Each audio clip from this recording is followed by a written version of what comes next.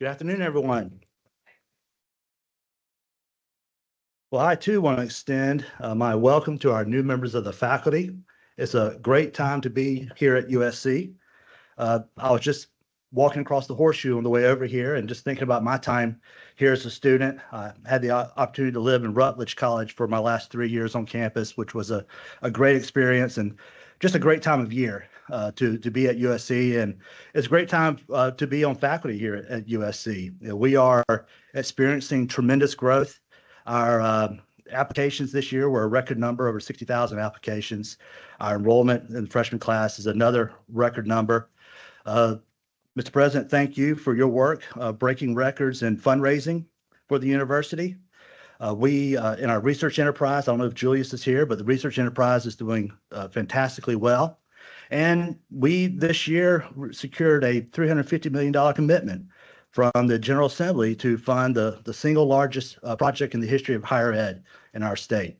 So a lot of great things are happening here, and I appreciate all the work that you do. I do want to extend a special thanks to Dr. Alton. I don't know if you're here, the faculty representative, Wayne. Thank you for your leadership with the faculty. And of course, Dr. Hine. Thank you for extending the invitation for me to be here. Thank you for your work and your leadership with the faculty.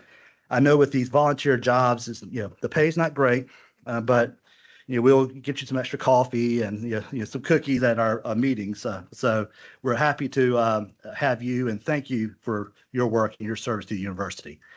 So today, Dr. Hine invited me to come and speak a little bit about the announcement in July about accreditation. And so I want to spend this opportunity sharing some background information with you, talk about where we are right now and what I anticipate will be happening in the near future. And so with that, I think the president, you invited me to answer some questions at the end. So what I figured I would do is start with some information, and then maybe that'll answer some questions, and then I can do some follow-up. So where we are right now is CPHE is a 501c3 organized in Florida by the Florida Board of Governors. Currently, it's a concept. Right now, we are accredited by SAC-COC. We intend to remain accredited by SAC-COC, but CPHE may be an opportunity in the future. CPHE in concept, as we've been talking about it seeks to be a little bit different than the other accrediting bodies in that it's one that's focused on publics in particular, public institutions, as opposed to one that serves all types of institutions. The idea is to streamline accreditation, to bring it back to what we see in the Higher Education Act and what the standards are there in those 10 standards, but also focusing on student success and student outcomes. So some of the background is in July of last year, the University of South Carolina, meaning the board chair, was invited to a meeting with AEI, hosted by AEI in DC. North Carolina, the University of North Carolina system organized this meeting to talk with several states about accreditation, kind of where we were. Just kind of a landscape look at accreditation. From that, things were quiet after that meeting in July. And then in March of this year, there were calls scheduled among the system institutions. When we were talking about CPHE, we're talking about system institutions in South Carolina, North Carolina, Tennessee, Georgia, Florida, and then the Texas A&M system. And there were discussions about what would it look like to build out a new accreditor. Again, one that's focused on publics, one that's a little more streamlined than what we've experienced with the regional accreditors. So the state of Florida and their state legislature had appropriated money for the creation of a new accreditor. That was a $4 million appropriation. And the Board of Governors there had a discussion in July about incorporating this new entity.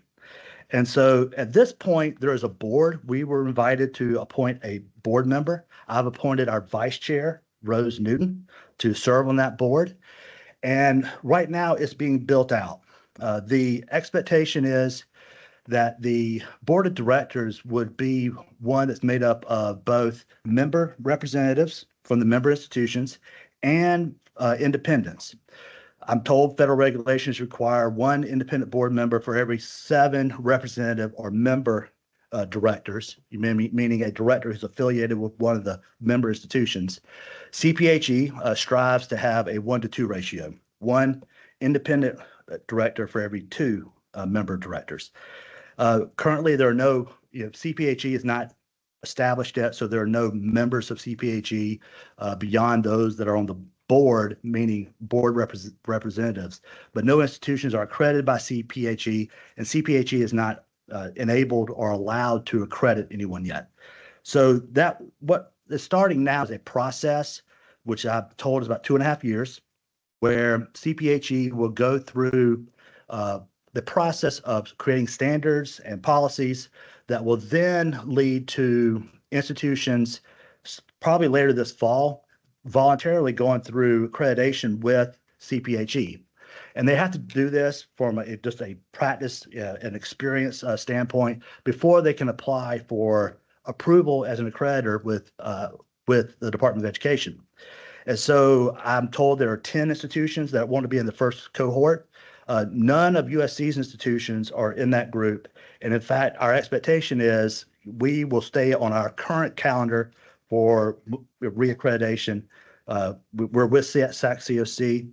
The next institution in our system that's up is Beaufort in 2029. And so that'll be a time when it's ripe for us to have a discussion about whether or not we are dual accredited or accredited with a new accrediting body, CPHE. So the timetable is a little bit early as far as what's going on, but it's my expectation that, like we've done before, that we'll follow our shared governance model and how we get input on decisions that are made around accreditation. Ultimately, the board will make a decision about where to go, but we're a little ways off. And I'll just remind you, when we did the presidential selection process, I had 31 stakeholder meetings. I met with faculty of different groups, including a general faculty meeting throughout that process, where we talked about what was sought in the next president. That, of course, process led to the selection of Dr. Amaritas, which we're very happy with, and who's just doing a wonderful job for us. And when I think about where we are with CPHE, to me, it's more like we're at a point where, as a professor, you've got a course description, you've got a draft syllabus, and right now, your course is not approved. It's not in the catalog. You're getting feedback about your syllabus. Maybe you're doing some practice teaching, but that's where we are. We're nowhere near the final exam, nowhere near where we're actually teaching classes.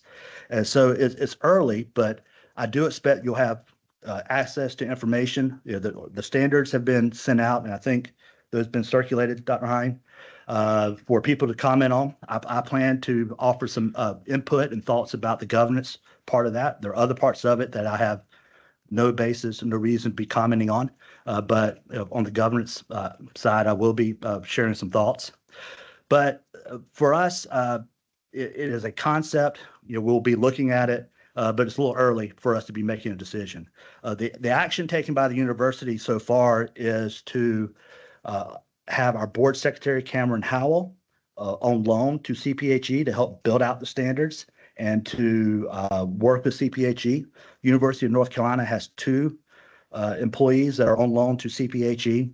And then we put in an interim secretary for the board to serve in Cameron's place. And so that's where we are on decision making. I noticed a question about funding came up at one point. We haven't received a request for funding. In the business plan for CPHE, they have talked about funding from the different institutions. That is something that would be discussed by the board for CPHE and have them decide whether or not they're going to request funds from us. But that's not something we've taken up. And if it is taken up, it'll be something that'll be handled through our budget process like we do everything else at the university.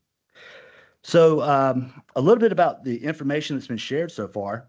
So whenever the announcement was made in Florida